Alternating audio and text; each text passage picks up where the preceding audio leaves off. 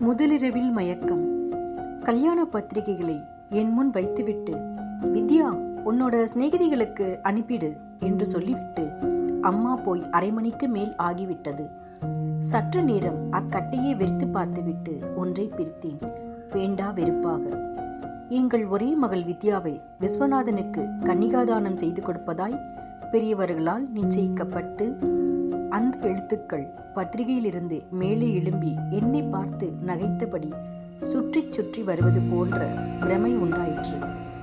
இல்லாத ஒன்றை எப்படி தானம் செய்ய போகிறார்களாம்? என்ன செய்கிறோம் என்று புரியாமலேயே கையில் பிடித்திருந்த பத்திரிகையை கசக்கினேன். அப்போது மீண்டும் அங்கு வந்த அம்மா தன் அதிர்ச்சியை வெளிக்காட்டாது, சும்மா சும்மா என்ன யோசனை, காத்திலே உலாத்திட்டு வா போ என்றாள் கனிவாக. அம்மாவின் வார்த்தைக்கு கீழ்ப்படிந்தே பழகியவள் நான் கனத்த மனத்துடன் தோட்டத்துக்கு வந்தேன். காலில் அடித்த காற்றிலும் பெருமழையிலும் ஊதா நிற செம்பருத்தி கிளை ஒன்று தரையில் சாய்ந்திருந்தது. அப்போதிருந்த மனநிலையில் அதை கவனிக்க தோன்றவில்லை. சதக்! அக்கிளையின் நுனியிலிருந்த மலர் என் கால் செருப்படியில் மாட்டிக்கொண்டு சிதைந்தது. கடவுளுக்கு படைக்கப்பட வேண்டிய மலர் அஜாக்கிரதையால் உருக்குலைந்து விட்டது, என்னை போல. நான் மலர் என்றால் விசு என் கடவுளா? அயர்வுடன் அருகிலிருந்த பெஞ்சில் உட்கார்ந்தேன். மகிழ மரம் உதிர்த்திருந்த பூக்கள் வாடிய போதும் மனம் வீசிக்கொண்டிருந்தன. எனக்கோ உயிர் மட்டும்தான் இருந்தது. மீண்டும் மனமூட்டத்தான் என் பெற்றோர் முயற்சி எடுத்துக்கொள்கிறார்கள். 2 மாதங்களுக்கு முன் விசுவுடன் இதே இடத்தில்தான் அமர்ந்திருந்தேன்.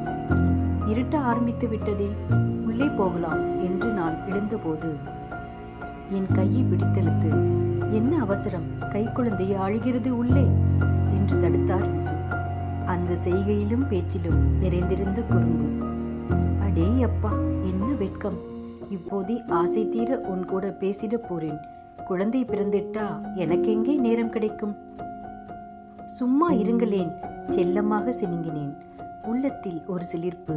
அவர் எப்போது குழந்தையை பற்றிய பேச்சை எடுத்து என்னை சீண்டினாலும் உடலெல்லாம் புல்லரிக்கும். இன்பக் கனவுலகிற்கு போய்விடுவேன். விசுவின் விரல்கள் என் விரல்களுடன் பின்னின. எங்கள் இருவருக்கும் நிச்சயதார்த்தம் நடந்து முடிந்திருந்தது. 3 வருடங்களில் எங்களுடைய நட்பு நன்கு கனிந்திருந்தது. நான் 13 வயதாக இருந்தபோது அம்மா சொன்னது அகாலமாக காதில் ஒலித்தது. ஆம்பள எல்லாரும் நல்லவன் இல்ல, முதல்ல மணிக்கட்டை பிடிப்பான், இன்னொரு கை மெதுவா மேலே மேலே தடவும், நீதான் புரிஞ்சுக்கிட்டு விலகணும். பெரிய கரத்தில் சரிப்பட்டிருந்த என் கையை வேகமாக விடுவித்துக் கொண்டேன். நீண்ட நேரம் எதுவுமே பேசவில்லை. என் விசு அவருடைய அன்புள்ளத்தை புண்படுத்தி விட்டோமோ என்ற தவிப்புடன் நோக்கினேன். என்ன அப்படி பார்க்குற? இன்னும் சில வருஷங்களிலே நம்ம 2 பேரோட கையையும் பிடிச்சுக்கிட்டு ஒரு குழந்தை நடக்க போறதை கற்பனை செஞ்சு பார்த்தேன். எப்போதும் குழந்தை குழந்தை போலி கோபத்துடன் உரிமையாக கடிந்து கொண்டேன். பின்னே என்னவாம், பட்டிக்காட்டு பொண்ணு மாதிரி நீதான் பயப்படுறியே, குற்றம் சாட்டுவது போல பேசினாலும் என் கண்டிப்பான போக்கில் அவருக்கிருந்த நம்பிக்கையும் பெருமையும் எனக்கு தெரியாமல் இல்லை. ஆனால் நான் பத்திரப்படுத்தி வைத்திருந்த புனிதத்தை எவனோ காமுகன் முன்பின் தெரியாதவனுடன் போகக்கூடாது என்பது எனக்கு தெரியாததில்லை. ஆனால் வேலையிலிருந்து திரும்பும் அன்று மழை, இருள் எல்லாம் எனக்கு எதிராக சதி செய்தன. சோதனை போல் வாடகை கார் எதுவும் கிடைக்கவில்லை. இப்படி நனைஞ்சுக்கிட்டு நிற்கிறீங்களே, வாங்களேன், நான் கொண்டு விடுறேன். முதலில் மறுத்தேன். கண்ணியமாக தோன்றிய அவனுடைய வற்புறுத்தலால் மனம் மாற ஏதோ ஒரு அசட்டு தைரியத்துடன் அவன் பக்கத்தில் ஏறி அமர்ந்தேன். எத்தனை நேரம்தான் தனியாக மழையில் நிற்பது? மழையைக் கண்டு பயந்து என் வாழ்வையே பாழெடுத்துக் கொள்ளப் போகிறேன் என்று அப்போது உணரவில்லை. நள்ளிரவில் பதைப்புடன் வாசலிலேயே நின்றிருந்தனர் என் பெற்றோர். நான் பேச வேண்டிய அவசியமே இருக்கவில்லை.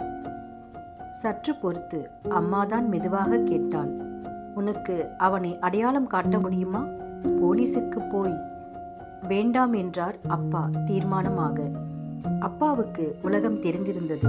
எது நடந்தாலும் பெண்களின் மேல்தான் பழி சுமத்தும் நம் சமூகம். எவனோ ராவணன் சிறைப்பிடிக்க சீதாவை தீக்குளிக்க வைத்தாரே ஸ்ரீராமன். சில தினங்கள் பொறுத்து, அப்பா, கல்யாணம் இப்போ நடக்கணுமா? தயங்கியபடி வந்தது என் குரல். பின்னே என்று இறைந்த அப்பா உடனே தன்னை கட்டுப்படுத்தி கொண்டார்.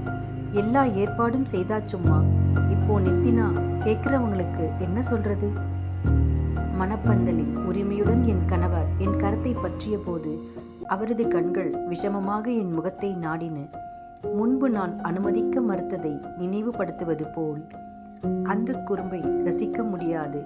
நான் ஜடம் போல அமர்ந்திருந்தேன். மாலை சூட்டினேன், புன்னகையை களைந்து விட்டு. முதலிரவு ஆவலெல்லாம் ஒரு சேர நிலை கொள்ளாது அமர்ந்திருந்தார் அவர். நானோ பலிக்கு தயாராகும் ஆடு. என்னை போல்தான் மிரளுமோ? வெளியே மழை வலுத்து இடியோசை காதை செவிட்டாக்கியது.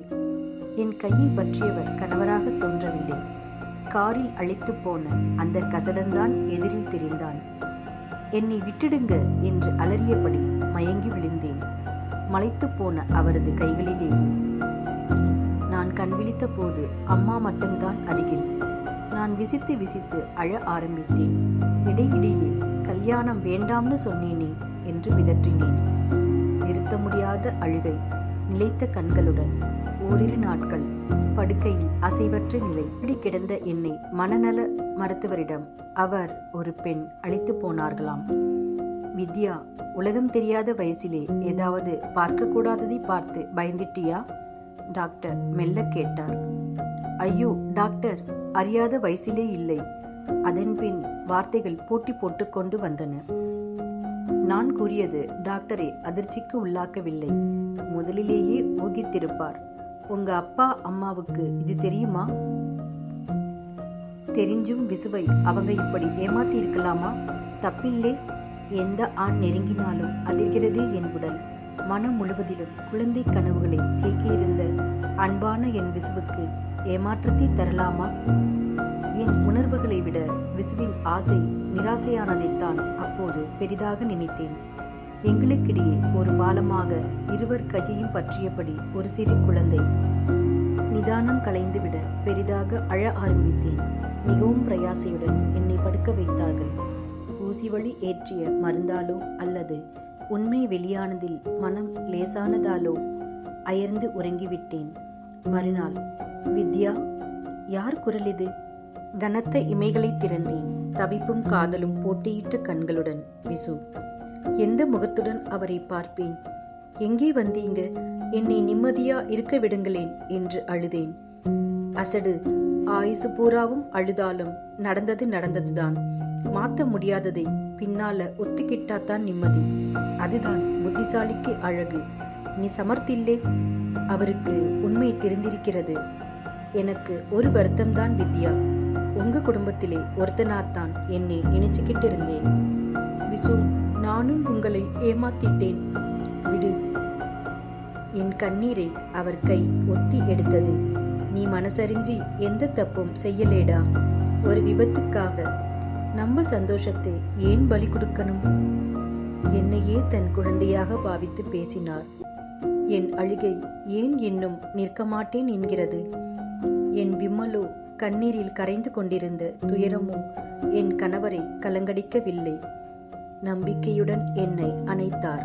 நான் திமிரவில்லை.